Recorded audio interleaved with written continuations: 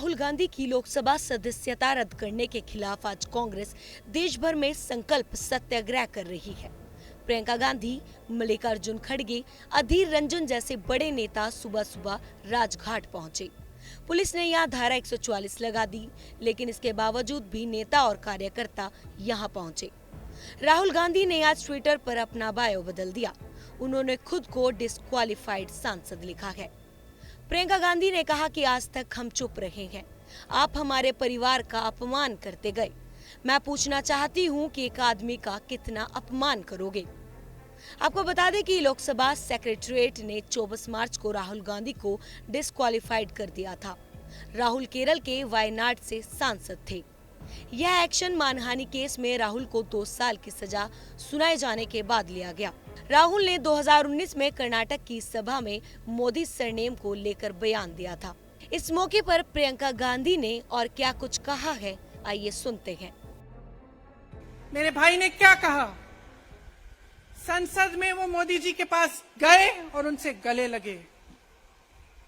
मेरे भाई ने कहा, मैं आपसे नफरत नहीं करता हूं, मेरे दिल में आपके लिए कोई नफरत नहीं है, हमारी विचारधारा अलग है, लेकिन हमारी नफरत की विचारधारा नहीं है। तो मैं पूछना चाहती हूं, एक आदमी का कितना अपमान करोगे? कितना अपमान करोगे? क्या यही है इस देश की परंपरा? आप परिवारवादी कहते हैं, तो भगवान राम कौन थे? भगवान राम को वनवास में भेजा गया। उन्होंने अपने परिवार, अपनी धरती के प्रति अपना धर्म निभाया। क्या भगवान राम परिवारवादी थे? क्या पांडव परिवारवादी थे कि वो अपने परिवार की संस्कारों के लिए लड़े? और हमें क्या शर्म आनी चाहिए कि हमारे परिवार के सदस्य शहीद हुए इस देश के लिए, कि इस झंडे में उनका खून है, इस धरती में उनका खून है। इस देश के लोकतंत्र को मेरे परिवार के खून ने सींचा है। और जो सोचता है कि हमें अपमानित करके हमें डराएंगे, हमें धमकाएंगे, जो सोचता है कि तमाम एजेंसियों को लगाकर, हम पे छापे मारकर, हमसे कुछ भी कर ले, हमको हमें डराएंगे, वो गलत सोचते हैं। हम डरने वाले नहीं हैं। हम और मजबूती से लड़ेंगे। हम इस देश के लोकतंत्र के लिए कुछ भी करने के लिए तैयार हैं। इस देश के लोकतंत्र को, इसकी नींव कांग्रेस पार्टी के महान महापुरुषों ने डाली है। कांग्रेस पार्टी लड़ी इस देश की आजादी के लिए, और आज भी इस देश की आजादी के लिए ही लड़ रही है। कभी कभी मैं सोचती हूं, मुझे समझ में नहीं आता कि पब्लिक क्या सोच रही है। क्या देख नहीं रही है क्या हो रहा है? क्या आपको दिख नहीं रहा है कि आपकी सारी संपत्ति लूटी जा रही है, एक आदमी को दी जा रही है, गिने चुने उद्योगपतियों को सब कुछ दिया जा रहा है? किसकी संपत्ति है? ये राहुल गांधी की संपत्ति है, ये आपकी संपत्ति है। ये पीएसयू किसके हैं? किसके लिए बनाए गए? आपके लिए बनाए गए, जो ऐसे एक के बाद एक इनको बेचे जा रहे हैं, दिए जा रहे हैं। इसी से तो आपका रोजगार आता है। छोटे उद्योगों से, छोटे व्यापारियों से आपका रोजगार आता है। किसी बड़े अडानी से नहीं आता। रोजगार नहीं देते, छीनते हैं आपका रोजगार। तो आप समझ क्यों नहीं पा रहे हैं? आप गैस के सिलेंडर के लिए 1000 रुपए दे रहे हैं, और यहां आपकी सारी संपत्ति किसी को सौंपी जा रही है। राहुल गांधी जी ने क्या कहा? अरे कौन सा इतना बड़ा जुल्म कर लिया कि आपसे 2 सवाल पूछ लिए, जवाब नहीं दे पाए ना, घबरा गए। और जो अहंकारी होते हैं, तानाशाह होते हैं, क्या करते हैं? जब सवालों का जवाब नहीं दे पाते तो पूरी सत्ता को लेकर जनता को दबाने की कोशिश करते हैं। जो सवाल उठाता है उसको दबाने की कोशिश करते हैं। आपने कभी सोचा है? आंखें खोलिए, आपने कभी सोचा है कि ये पूरी सरकार, ये सारे मंत्री, ये सारे सांसद एक आदमी को बचाने की क्यों इतनी कोशिश कर रहे हैं? इस अडानी में है क्या कि इसको आप सारी संपत्ति दे रहे हो देश की? बीसों हजारों करोड़ शेल कंपनियों में इनकी हैं और आप इन पे इंक्वायरी नहीं कर सकते? ये अडानी है कौन कि आप सब उनका नाम उठते ही बौखला जाते हैं और उनको बचाने में लग जाते हैं? देखिए, आप इस देश के देशवासी हैं, ये देश आपका है, ये लड़ाई आपकी है। आज तमाम नौजवान बेरोजगार क्यों हैं? हम इश्तेहार तो देख रहे हैं, होर्डिंग देख रहे हैं, मदर ऑफ डेमोक्रेसी लिखा है, कहते हैं कि हमारी अर्थव्यवस्था बहुत तेजी से आगे बढ़ रही है, तो इतने नौजवान बेरोजगार क्यों हैं? तो जहां जहां हम जाते हैं बेरोजगार नौजवान क्यों दिखते हैं?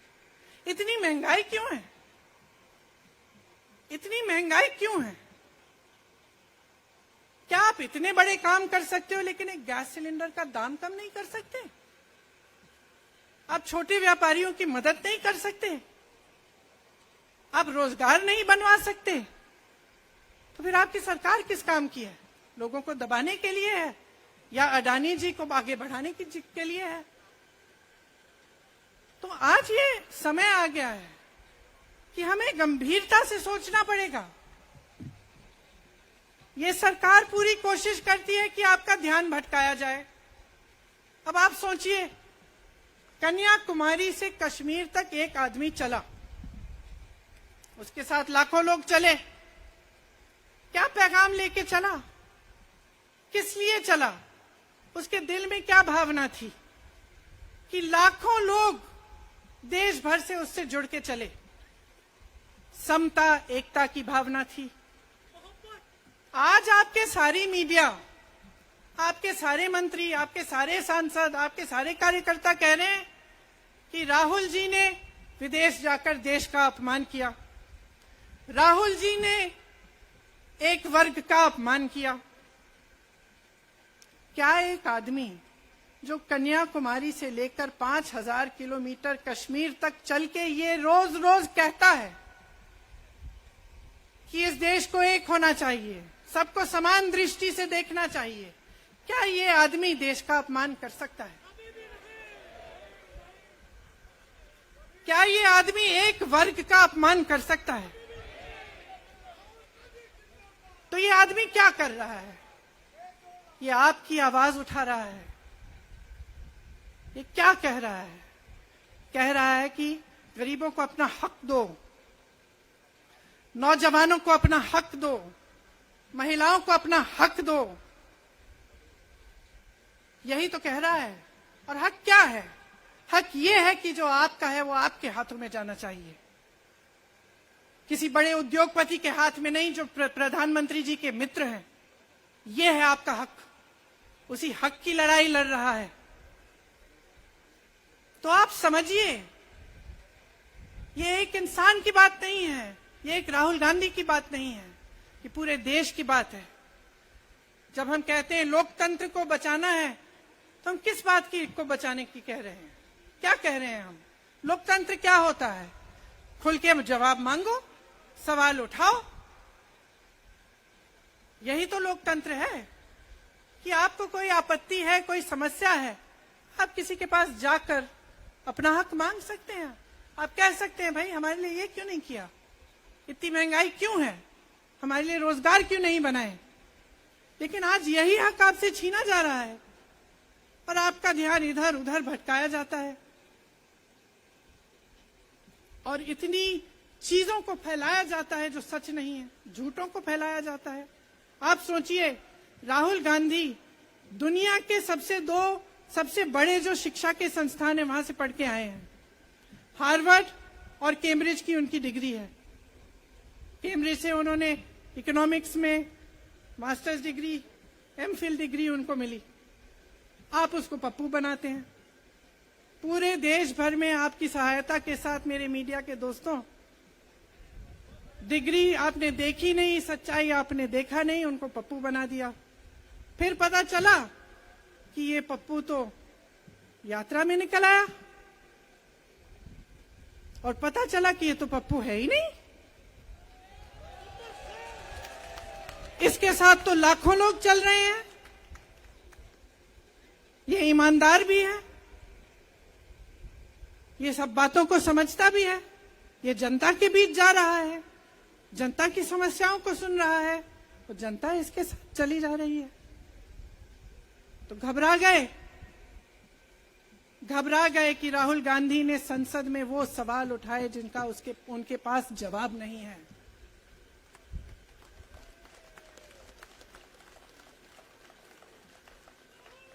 क्या किया सुन लीजिए।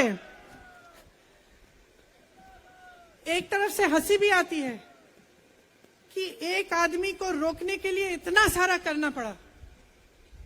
जिस आदमी ने राहुल जी के खिलाफ सूरत में कंप्लेंट लगाई, आपको मालूम है कि पिछले साल उसने खुद कचहरी में जाके बोला इस पे आप स्टे लगा दीजिए। 1 साल के लिए अपने ही केस पे स्टे लगवाया। फिर वापस कब गए केस खुलवाने के लिए? राहुल गांधी के संसद में अडानी पे के भाषण देने के 1 हफ्ते बाद। 1 हफ्ते बाद वो आदमी वापस जाता है, कहता है केस खोल दी, सुन लीजिए अब हम तैयार हैं। 1 महीने के अंदर अंदर जज कह देते हैं कि राहुल गांधी को 2 साल की सजा मिलेगी। आपने देखा इस देश में कितने केस हैं कि जेल में 10 साल के लिए पड़े रहते हैं, उनकी सुनवाई नहीं होती। ये तो सुनवाई भी फट से हो गई, जजमेंट भी फट से हो गई, सजा भी फट से हो गई। और आपने कह दिया अगले दिन कि 8 सालों के लिए ये चुनाव नहीं लड़ सकते, संसद से बाहर कर देंगे इनको। वाह वाह वाह वाह वाह वाह, बहुत धैर्य है आप में। अरे कायर है इस देश का प्रधानमंत्री। लगा दो केस मुझ पर, लगा दो केस मुझ पर, जेल ले जाओ मुझे भी, लेकिन सच्चाई ये है कि इस देश का प्रधानमंत्री कायर है।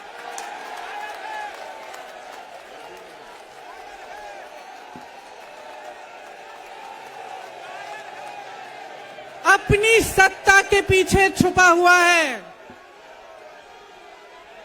अहंकारी है। और इस देश की बहुत पुरानी परंपरा है, इस देश की बहुत पुरानी परंपरा है, हिंदू धर्म की पुरानी परंपरा है कि अहंकारी राजा को जनता जवाब देती है। ब्यूरो रिपोर्ट, राष्ट्रीय लाइव।